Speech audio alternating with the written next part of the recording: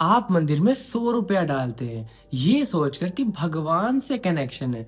पर क्या होगा अगर मैं आपको बताऊं कि ये पैसा भगवान जी तक नहीं, किसी चोर की जेब में जा रहा है। आज है 26 जून 2026 और अयोध्या से एक ऐसी खबर निकल के आई है जिसने इस पूरे देश का दिमाग खराब कर दिया है। राम जन्मभूमि पुलिस स्टेशन में 8 लोगों के खिलाफ फ्रॉड, क्रिमिनल कॉन्स्पिरेसी और गबन की एफआईआर दर्ज की गई है, और वो भी राम मंदिर के डोनेशन बॉक्सेस से पैसा चुराने के आरोप में। वो लोग सोच रहे हैं कि ये सिर्फ एक छोटी मोटी चोरी है, आज उन्हें एक रियलिटी चेक मिलेगा। यार ये बात सिर्फ कुछ पैसों की नहीं है, बल्कि उस आस्था की है जिसे हजारों करोड़ों बच्चों, बूढ़ों और गरीब लोगों ने अपने खून पसीने की कमाई देकर बनाया है। आज कोई पॉलिटिकल साइड नहीं ली जाएगी, आज धंधे, फाइनेंस और अकाउंटेबिलिटी के उस ब्लूप्रिंट को समझा जाएगा, कैसे ये बड़े बड़े रिलीजियस ट्रस्ट हम आम जनता के पैसे को कंट्रोल करते हैं। तो अपनी कुर्सी की पेटी बांध लीजिए,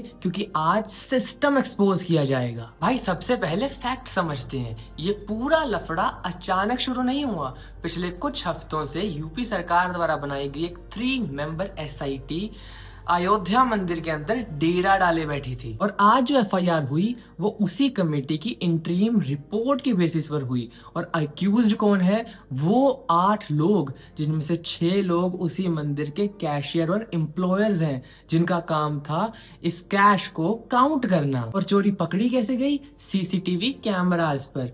ये लोग कैमरास के आगे खड़े हो जाते थे और इनके टीम मेंबर्स कैश गायब करने का काम शुरू कर देते थे। भाई जरा सोचो, वहां लाइन में लगे लोग अपनी कमाई डाल रहे हैं, और यहाँ पर ये लोग आस्था के नाम पर पैसा गबन करने में लगे हैं। सोसाइटी ने पाया कि वहां पर कोई प्रॉपर वेरिफिकेशन थी ही नहीं, ना ही कोई एंट्री एग्जिट का प्रॉपर चेकिंग मैकेनिज्म, और एक एम्प्लॉयर के घर तो लाखों का कैश तक बरामद हो चुका था। सिस्टम की कमी, जब वहां पर आम लोगों का इतना बड़े स्केल पर पैसा आता है तो वहां पर कॉर्पोरेट लेवल की सिक्योरिटी क्यों नहीं थी? अब यहाँ सबसे बड़ा सवाल सरकार और ट्रस्ट से पैदा होता है।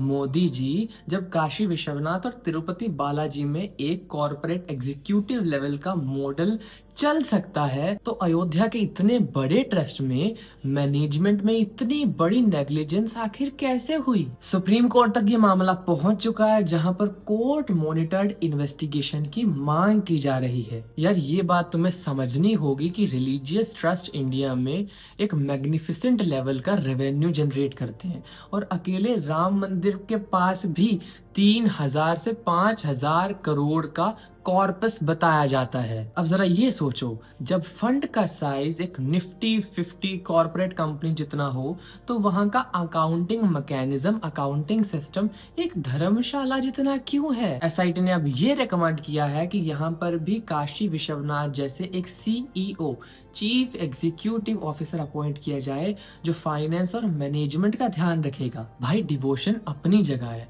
पर जब पैसे की बात आती है तो ऑडिटिंग और ट्रांसपेरेंसी एक बहुत बड़ा फैक्टर प्ले करते हैं। इस पूरे लफड़े में जेनजी ने अपना दिमाग कैसे चलाना है? राजनेता इसके ऊपर राजनीति करेंगे, पर हमें 3 ब्रूटल टेकअवेज निकालने हैं। Point 1, blind trust is financial crime. चाहे कोई बिजनेस हो, स्टार्टअप हो या फिर कोई ट्रस्ट, ब्लाइंडली ट्रस्ट कभी मत करो।